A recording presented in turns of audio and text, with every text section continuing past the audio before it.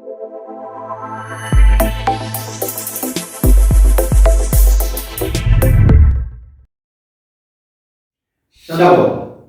තවත් ඉගෙනීමක් එක්ක අපි ඇවිල්ලා ඉන්නවා.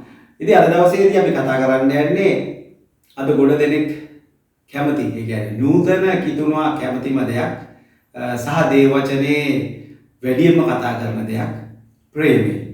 ප්‍රේමය කියන්නේ මොකක්ද? ඉතින් අද ගොඩ දෙනෙක් අපිට අසන්න ලැබෙන සහ අපි එක කතා කරන මේ ප්‍රශ්න අහන බොහෝ දෙනෙක් අපිට ඉදිරිපත් කරන ප්‍රශ්නයක් තමයි, ඒ කියන්නේ අද අපිට තියෙන්නේ ආඥා දෙකයි. අද අපිට තියෙන්නේ ප්‍රේම කිරීම. පරණ ගිවිසුමේට වඩා අපි වෙනස්. අලුත් ගිවිසුමේ යේෂුව වහන්සේ අපිට ඉගැන්වුවේ ප්‍රේමය ගැන. ඉතින් උන්වහන්සේ ගැන අලුත් ආඥාවක් දුන්නා. ඉතින් අපිට තියෙන්නේ දෙවියන් වහන්සේට ප්‍රේම කිරීම සහ අසල්වාසයට ප්‍රේම කිරීම. ඉතින් මේ විතරයි අපිට තියෙන්නේ. පරණ ගිවිසුමේ ඉගැන්වීමේ නෙමෙයි අපි දැන් ඉන්නේ. අපි ඉන්නේ අලුත් ගිවිසුමේ ඉගැන්වීමේ. අලුත් ගිවිසුමේ ඉගැන්වීම තමයි ප්‍රේමය. ඉතින් මේ වගේ ගොඩ දෙනෙක් අදහස් දක්වනවා. ඉතින් අද අපි අද දවසේදී බලන්න යනවා මේ ප්‍රේමය කියන්නේ මොකක්ද? ඒ වගේම යේෂුව වහන්සේ කියපු ඒ මූලික ආඥා දෙක කොහෙද මුලින්ම තිබුණේ? නැත්නම් ඒක ඇත්තට පරණ ගිවිසුමේ හිටපු පිරිසට එවැනි අවබෝධයක් වුන්ට ඒක තිබුණේ නැද්ද? නැත්නම් යේෂුව වහන්සේම ඒක ගෙනාවු අලුත් දෙයක්ද? නැත්නම් යේෂුව වහන්සේ තිබුණු දේම තමයි අපිට පැහැදිලි කරලා දුන්නේද කියන එක කාරණය ගැන තමයි අපි බලන්න යන්නේ. ඉතින් අපි දකිනවා රමේෂ් පරණ ගිවිසුමේ ආරම්භකදී පරණ ගිවිසුම ගියාම ගොඩක් අය දන්නා පරණ ගිවිසුමේ නික්මයම 19 20 වෙනි පරිච්ඡේදයට එනකොට දෙවියන් වහන්සේ දස වාක්‍ය දෙනවා. ඊට පස්සේ අපි දකිනවා 21 22 23 වගේ පරිච්ඡේද වලට යනකොට උන්වහන්සේ තවත් ආඥාවන් ව්‍යවස්ථාව ටෝරා එක දෙනවා. ඊට පස්සේ අපි දකිනවා මොසස්ගේ මුල් පොත් පාහරහා දෙවියන් වහන්සේගේ ආඥාවල් ව්‍යවස්ථාවල් උන්වහන්සේ තමන්ගේ සෙනඟට දෙනවා. ඇත්තටම මේ ආඥාද අපිට අදාළ නැද්ද? නැත්නම් ඒ තුල ප්‍රේමය තිබුණ නැද්ද? නැත්නම් යේෂුව වහන්සේ කතා කරපු අසල්වාසියට ප්‍රේම කිරීම, ඒ වගේම නැත්නම් දෙවියන් වහන්සේට ප්‍රේම කිරීම. මේ ආඥා මේක ඇතුලේ අන්තර්ගත වෙලා තිබුණේ නැද්ද? නැත්නම් අද කියන යේෂුව වහන්සේගේ ඉගැන්වීම සහ දෙවියන් වහන්සේ තනක් එකේ නැත්නම් පරණ ගිවිසුම කරපු ඉගැන්වීම කියන්නේ ඉගැන්වීම් ක්‍රම දෙකක්ද? ඒකනේ දැන් අපිට පේන විදිහට නැත්නම් අපි ඉගෙන ගන්න විදිහට ක්‍රිස්තියානි සභාවල් වල අපි කතා කරනකොට කියන්නේ අපි අද කරන්න ඕන ප්‍රේම කිරීම පමණයි. මේ ප්‍රේම කිරීම පමණයි කියලා කියන්නේ හේතු වෙන්නේ යේෂුව වහන්සේ අලුත් ආඥා දෙකක් අපිට දුන්නා කියලා අපි විශ්වාස කරනවා. ඉතින් අපි ඒක ඇත්තටම පොඩ්ඩක් සෝදිසි කරලා බලුවොත් එimhe ලූක් වල මේක අපි දකිනවා ලූක් 10:25 ඉඳන් කියවුවොත් එතන මෙහෙම කියනවා බලව ව්‍යවස්ථාව උගන්වන්නේ. එතකොට ව්‍යවස්ථාව උගන්වන්නේ කියලා කියන්නේ ව්‍යවස්ථාව ගැන හොඳ දැනුමක් තියෙන ටීචර් කෙනෙක්. හරි ව්‍යවස්ථාව උගන්වන්නේ නැගිට උන්වහන්සේ පරීක්ෂා කරන්නේ. එතකොට යේෂුව වහන්සේව පරීක්ෂා කරන්නේ යේෂුව වහන්සේ දන්නවද ව්‍යවස්ථාව ගැන කියලා තමයි හොයන්නේ. දුන්න කෙනාම පරීක්ෂා කරනවා. ආචාර්යනි සදාකාල ජීවනය උරුම කරගන්න පිණිස මා විසින් කුමක් කටයුතුද යැසුවේ. එතකොට මේ කෙනා අහනවා මොනවද මම කරන්න ඕන? දෙවියන් වහන්සේ මගෙන් මොනවද බලාපොරොත්තු වෙන්නේ? මොන ආඥාද මම කරන්න ඕන? ඒකට උත්තරේ හැටියට යේෂුව වහන්සේ කියනවා උන්වහන්සේද ව්‍යවස්ථාවෙහි ලියා තිබෙන්නේ කිමෙක්ද? නුඹ කියවන්නේ කෙසේද යසුසේක. එතකොට යේෂුව වහන්සේට උත්තරයක් දෙන්නේ යේෂුව වහන්සේ තවත් ප්‍රශ්නයක් දෙනවා. දැන් ඔයා ව්‍යවස්ථාව උගන්වන්නේ. ව්‍යවස්ථාවේ මොනවද ලියලා තියෙන්නේ? ව්‍යවස්ථාව ඔයා කියවලා මොකක්ද ඔයා ගත්ත තේරුම? එයාගෙන් ප්‍රශ්නය අහනවා. ඔව්. එහෙම අහුවම ඒකේන ඔහු උත්තර දෙමින් ඒ කියන්නේ ව්‍යවස්ථාව උගන්වන්න උත්තර දෙමින් නුඹේ මුළු හෘදයෙන්ද, නුඹේ මුළු ආත්මයෙන්ද, නුඹේ මුළු ශක්තියෙන්ද, නුඹේ මුළු බුද්ධියෙන්ද, නුඹේ දෙවියෝ යෙහෝවා වහන්සේට, ස්වාමීන් වහන්සේට, නුඹට මෙන් නුඹේ අසල්වාසියට ප්‍රේම කරව යනුයයි කිව්වේ. එතකොට ආඥා දෙකක් කියනවා. මොනවද ආඥා දෙක? දෙවියන් වහන්සේට මුළු හෘදයෙන්, ආත්මයෙන්, ශක්තියෙන්, බුද්ධියෙන් ප්‍රේම කරන්න, ඒ වගේම අසල්වාසියට ප්‍රේම කරන්න. ඉතින් පරණ ගිවිසුමේ කෙනෙක් දැන් මේ ව්‍යවස්ථාවේ මොනවද ලියලා තියෙන්නේ කියලා. ඒතකොට මේ ව්‍යවස්ථාවේ තියෙන්න ඕන දෙකක්. ඒ කියන්නේ යේෂුව වහන්සේ මාංශවත් උනාට පස්සේ තමයි අපිට මේ ආඥා දෙක ලැබුණා කියලා අපි කියන්නේ. නමුත් රමේෂ්වා කියන විදිහට ලූක් 10 වෙනි පරිච්ඡේදයේ 25 වෙනි පදේ ඉඳන් යනකොට ඒතකොට මේ විවස්ථාව උගන්වන්න කියන්නේ යා උගන්වනවා කියලා කියන්නේ යා ඉගෙන ගත්ත දෙයක්.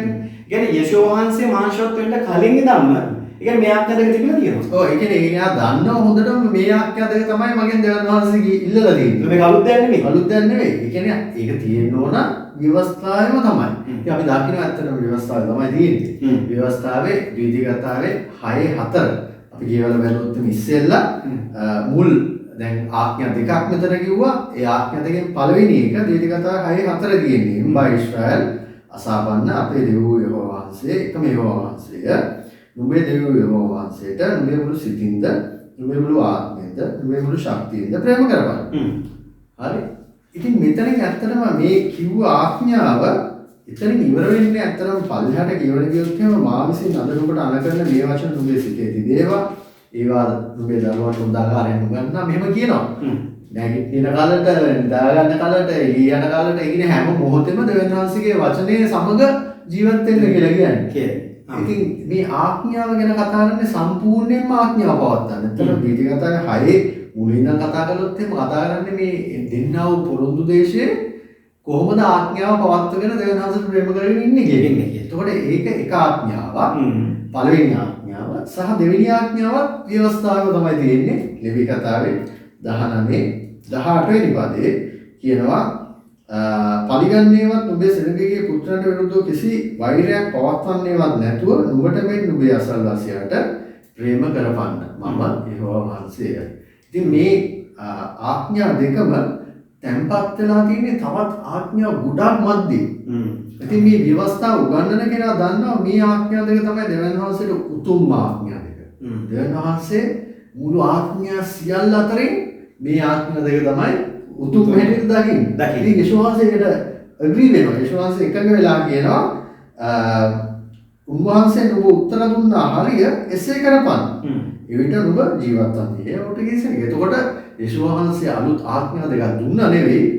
ඒගොල්ලෝ දැනන් හිටපු එකම හරි කියලා කිව්වා. හරි කියලා කිව්වා. ඉතින් දෙවියන්වහන්සේ යේසුස් වහන්සේ අපි දකිනවා පරිසරයට එතනදී වෙනවදින්නවත් ඔබ කිව්වා වැරදි පරම කිව්සුමේ එහෙම ප්‍රේමය කියලා එකක් උගන්වලා නැහැ. මමයි දැන් ඒක උගන්වන්න යන්නේ. එහෙම කිව්වේ නැහැ. ඉතින් අපි දැක්කොත් යේසුස් වහන්සේ අපි දකිනවා මතෙව් පොතේ 22 වෙනි පරිච්ඡේදයේ උන්වහන්සේම මේකට සාක්ෂි දරනවා. අපි 22:34 වෙනි පදේ ඉඳන් බැලුවොත් උන්වහන්සේ සදිසිවරුන්ට නිශ්ශබ්ද කළ බව පරිසිවරු අසා එකල රැස් වූය එකට රැස් වූය. ඔවුන් අතරේ ව්‍යවස්ථාව උගන්වන්නේ උන්වහන්සේ පරීක්ෂා කරන්නේ එකම සිදුවීම තමයි අපි දකින්නේ මතෙව් සහ ලූක් වල අපිට සඳහන් කරනවා. ඊට පස්සේ කියනවා ආචාර්යනි ව්‍යවස්ථාව විතා උතුම් වූ ආඥාව කොයි එකද ඇසුවේ. උන්වහන්සේ උට කතා කොට තාගේ මුළු හෘදයෙන්ද තාගේ මුළු ආත්මයෙන්ද තාගේ මුළු බුද්ධියෙන්ද තාගේ දිව්‍ය යාවේ වහන්සේට ප්‍රේම කරව මේක උතුම් වූ පළවෙනි ආඥාවය. මේ හා සමාන දෙවෙනි එකක් තිබේ. එනම් තටමෙන් තාගේ අසල්වාසියාට ප්‍රේම කරු යනු. ඉතින් යේසුස් වහන්සේ එදා ව්‍යවස්ථාව උගන්වන්න කිව්වා වගේම ඒ ආඥා දෙකම උන්වහන්සේ කියනවා. උන්වහන්සේ තවත් ඉදිරියට අපි මේක එතනින් නවත්තන්න නැතුව තවත් ඉදිරියට කියවොත් ඒකේ කියනවා මේ ආඥා දෙක පිට මුළු ව්‍යවස්ථාවත් අනාගත වාක්‍යයක් එල්ලා තිබේ. නැත්නම් පිහිටා තිබේ. ඔයගොල්ලෝ ඔතන වචන බැලුවොත් ඇත්තටම තියෙන්නේ එල්ලා තිබෙනවා. ඉතින් අපි දැක්කොත් එහෙනම් දෙවියන් වහන්සේගේ මුළු ව්‍යවස්ථාවම දෙවියන් වහන්සේ මෙතනදී අපි දකිනවා ආඥා දෙකකට කඩලා පෙන්නනවා. ඒ කියන්නේ ඉතුරු ආඥා නැහැ කියන එක නෙමෙයි. ඒක තමයි කිව්වේ පිහිටා. ඉතුරු ආඥා මේකේ එල්ලලා තමයි තියෙන්නේ. ඉතින් ඔබ දැක්කොත් එහෙනම් යමක් ඔබ උදාහරණයක් විදිහට හිතුවොත් යමක් එල්ලලා තියෙන දෙයක් ඔබ වැළුවොත් ඔබ මගින් යමක් ගැලෙව්වොත් මුළු දෙයම කඩා වැටෙනවා. එහෙම නේද?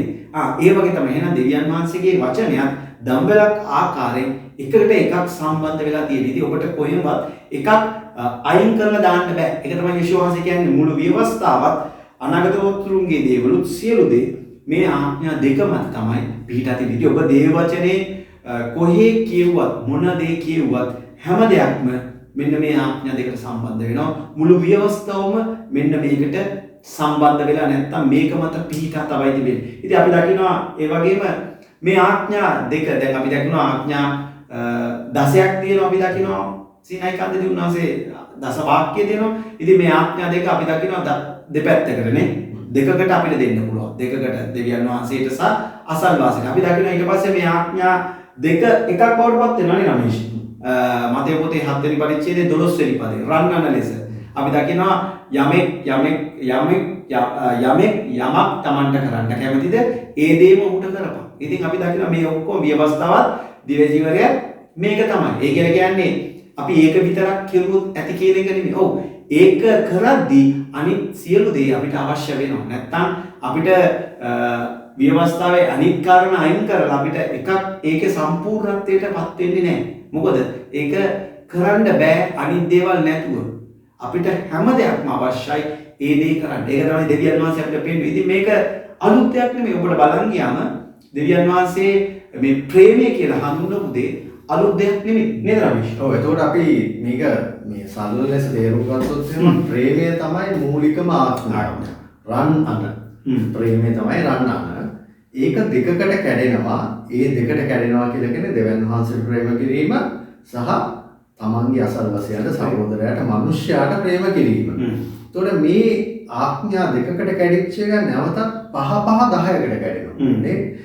දෙවියන් වහන්සේගේ මූල ආඥා 5 දසපනතේ සහ අන්තිම ආඥා 5 හැටියට. ඊට පස්සේ මේ දුන්න දසපනත නැවතත් තවත් අනිත් ආඥා සැලැල්ලකට කැඩිලා යනවා. එතකොට අපි දකින්නේ සියලුම ආඥා තියෙන්නේ දසපනත යටතේ දසපනතේ තියෙන්නේ ආඥා දෙකක් යටතේ. ඒ ආඥා දෙක අන්තිමට ප්‍රේමය කියන එක ආඥාවකට සම්බන්ධ වෙනවා. ඉතින් මේ කතාව මුල ඉඳන්ම තියෙන එකක්. ඒ කියන්නේ යේසුස් වහන්සේ අලුතෙන් දෙයක් දුන්නා නෙවෙයි.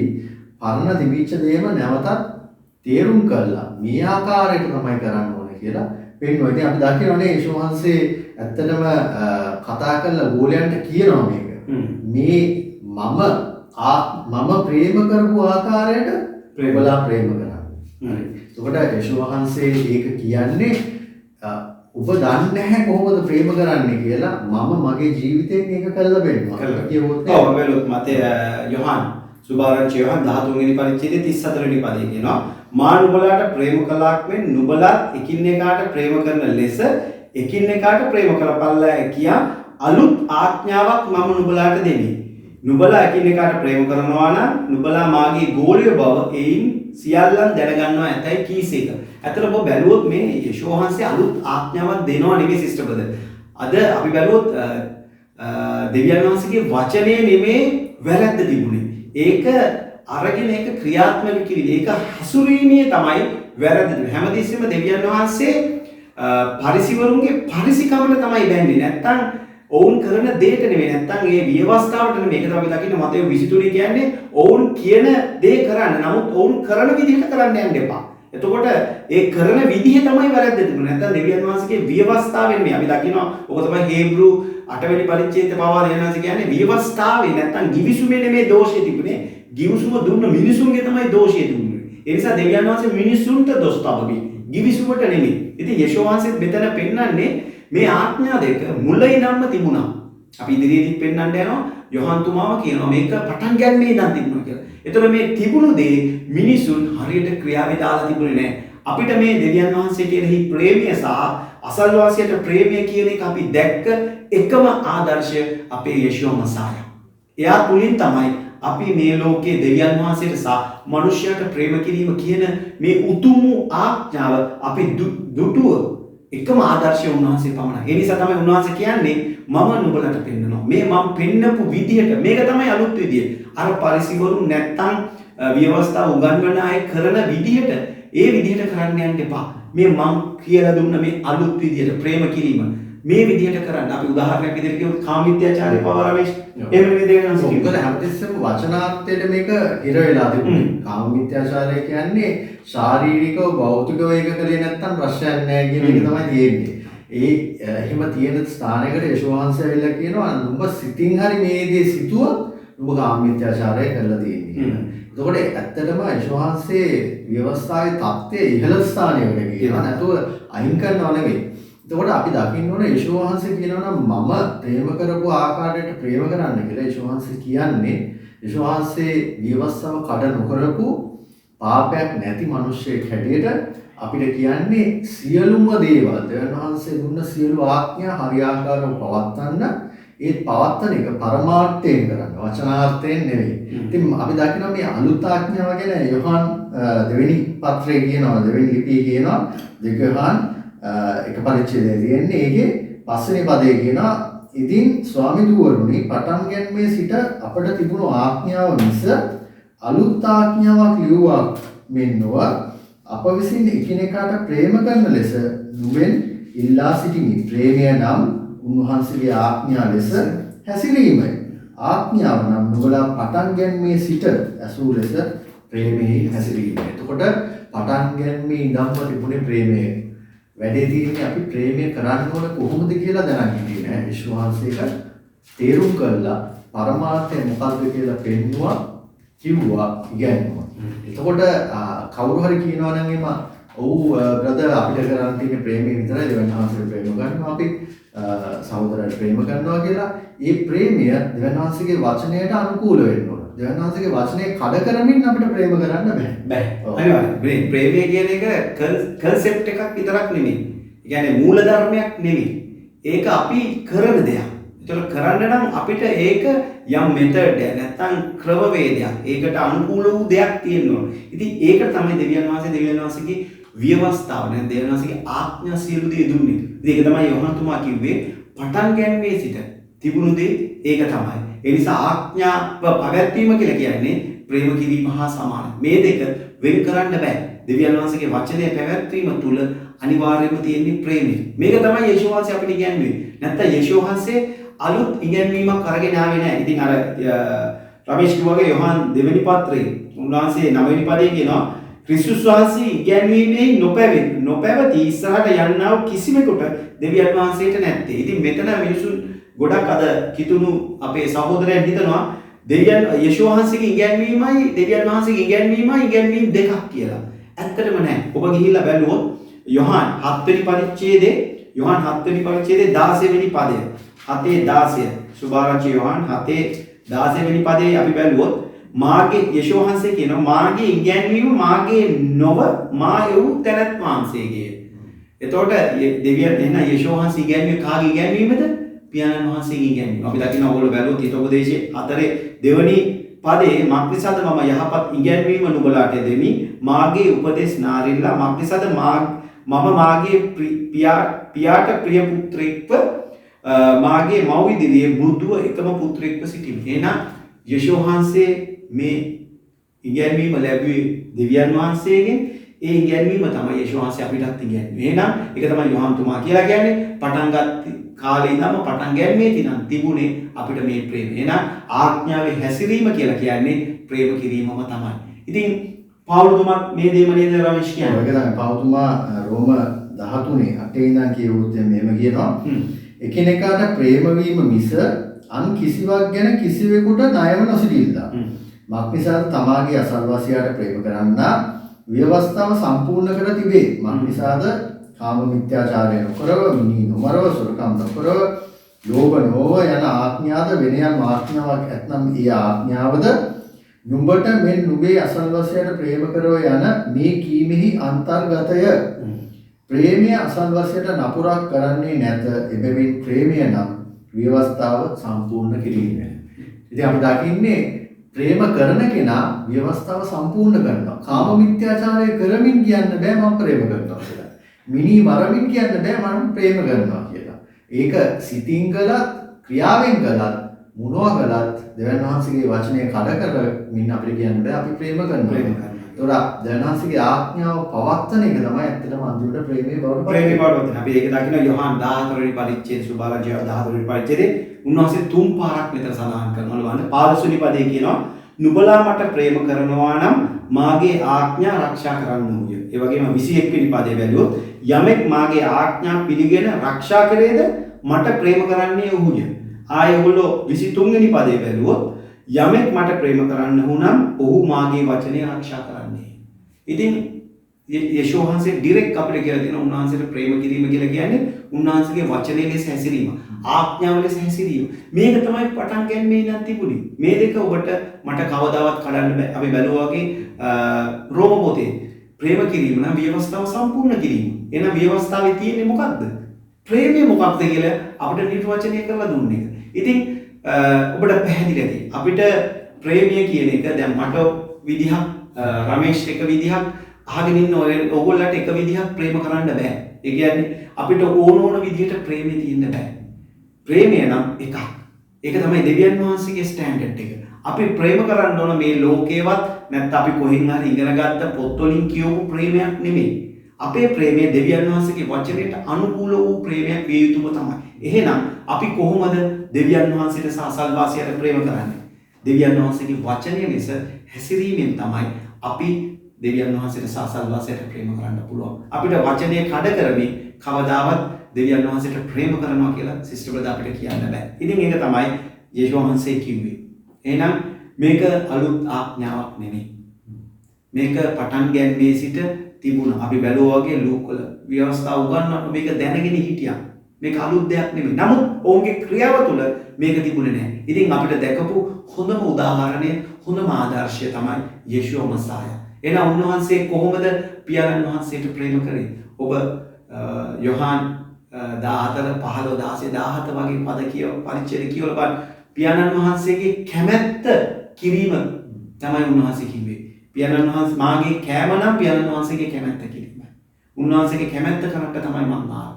එහෙනම් උන්වහන්සේ තමයි පියාණන් වහන්සේට අසල්වාසයට ප්‍රේම කරපු හොඳම කෙනා. උන්වහන්සේ කරේ පියාණන් වහන්සේගේ කැමැත්ත කළා. එහෙනම් ඔබටත් මටත් එසේම තමයි. ඉතින් අපි සියලු දෙනාම එකතු වෙලා අපිට ඕන විදිහට ප්‍රේම කරනවට වඩා අපි පටන් ගැනීමේ සිට තිබුණා දෙවියන් වහන්සේගේ වචනය තුළින් උන්වහන්සේ පෙන්වන ඒ ප්‍රේමය අපි පවත්වනවා නම් ඒක තමයි ව්‍යවස්ථාව සම්පූර්ණ කිරීම. එහෙනම් වචනය තුළ තියෙන්නේ ප්‍රේමය. ඉතින් ඔබට පැහැදිලි කියලා අපි විශ්වාස කරනවා. ඉතින් ඊළඟ පාරත් අපි ඔබ සමග මෙවැනි ඉගැන්වීමක් සමග එකතු වෙන්න බලාපොරොත්තු වෙන්නේ අදට සම්බන්ධයි. ශාලෝම්.